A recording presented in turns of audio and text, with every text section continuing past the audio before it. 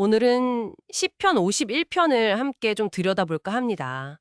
이게 보통 다윗의 회개시로 많이 알려져 있죠.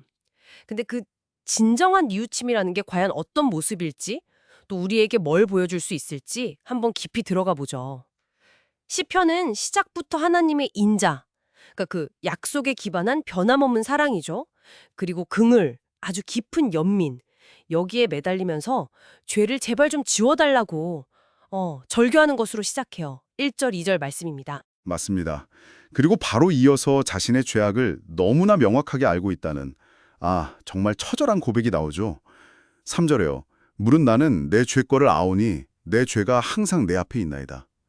근데 여기서 흥미로운 건 4절인데요. 내가 주께만 범죄하여 주의 목전에 악을 행하였사오니 라고 말하는 부분이에요. 잠깐만요.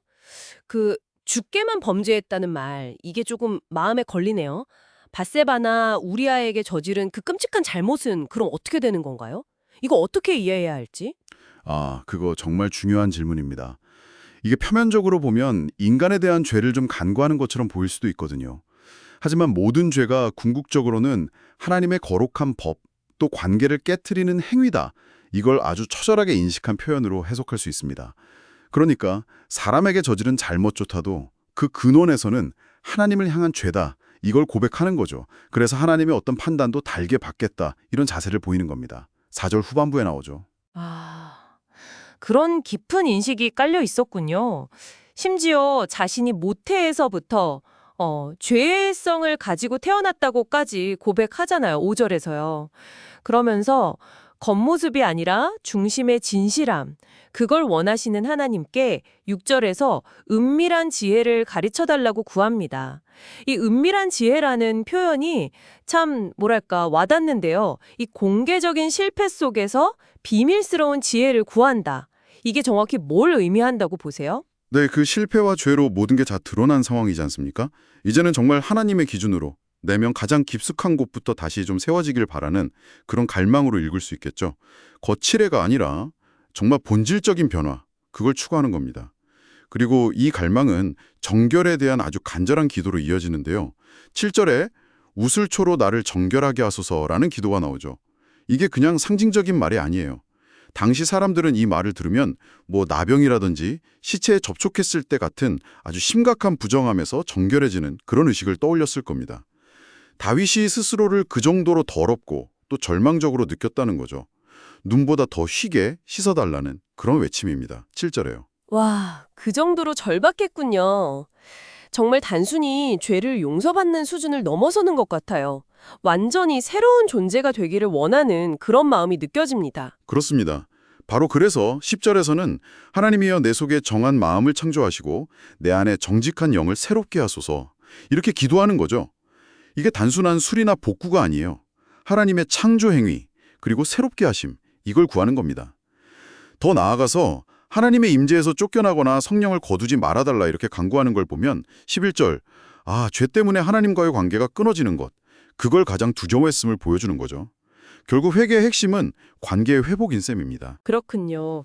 관계 회복의 결과로 구원의 즐거움을 다시 느끼고 싶어하고 12절 거기서 멈추는 게 아니라 자신의 그 아픈 경험을 통해서 다른 죄인들을 하나님께 인도하겠다. 이렇게 다짐하는 모습도 참 인상적이에요. 13절. 이게 진정한 성숙일까요? 아니면 혹시 자신의 죄책감을 조금이나마 덜어보려는 그런 마음도 있었을까요? 둘 다 가능성은 있겠죠. 인간적인 마음이니까요. 하지만 중요한 건 개인적인 회복에서 그치지 않고 공동체를 향한 어떤 책임감으로 나아간다는 점입니다. 그런데 다윗이 이 모든 과정을 통해서 깨달은 가장 핵심적인 교훈, 즉 하나님께서 진짜로 원하시는 것, 그게 뭘까요? 이것이 바로 시편의 심장부로 우리를 이끌어갑니다. 바로 그 제사에 대한 부분 말씀이시죠. 맞습니다. 16절과 17절을 보면요. 다윗의 깨달음 중에서 가장 놀라운 통찰이 나옵니다. 주께서는 제사를 기뻐하지 아니하시나니 하나님께서 구하시는 제사는 상한 심령이라 상하고 통회하는 마음을 주께서 멸시하지 아니하시리이다.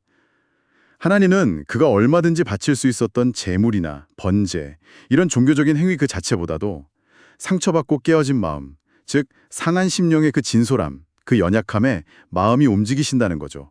이건 당시 신을 기쁘게 하는 방법에 대한 어떤 통념을 완전히 뒤집는 그런 발견이었을 겁니다.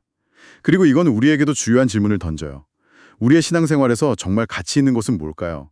눈에 보이는 행위일까요? 아니면 보이지 않는 마음의 중심일까요? 와, 정말 깊은 성찰이네요. 네. 이 시편 51편은 이처럼 죄에 대한 깊은 고뇌, 또 하나님의 자비에 대한 간절한 호소, 그리고 외적인 형식보다는 내적인 변화를 갈망하는 아주 진솔한 회개의 여정을 생생하게 보여주고 있습니다.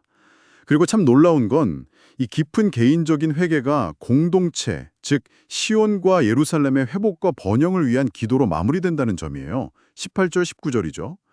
개인의 정결함이 공동체 전체의 건강함으로 이어지기를 바라는 그런 성숙한 마음으로 끝을 맺는 겁니다.